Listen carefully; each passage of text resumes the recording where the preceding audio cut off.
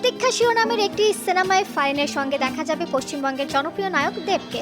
আরও আছেন মিঠুন চক্রবর্তী।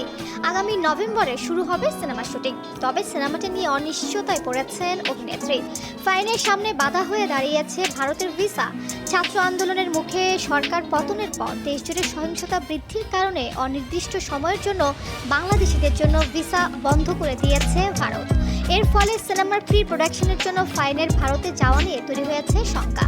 সময় মতো যেতে না পারলে প্রতীক্ষা সিনেমাটি ছেড়েও দিতে হতে পারে। ফারিন জানান, নভেম্বরে প্রতীক্ষা শুটিং শুরু না করা গেলে সিনেমাটি আটকে যাওয়ার আশঙ্কা রয়েছে, কারণ এরপর দেব ও মিঠুন দুজনই অন্য কাজে ব্যস্ত হয়ে পড়বেন। তাই শুটিং পেছানোর কোনো সম্ভাবনা নেই। নির্দিষ্ট সময়ে ভিসা না পেলে কাজটি ছেড়ে দিতে পারেন তিনি।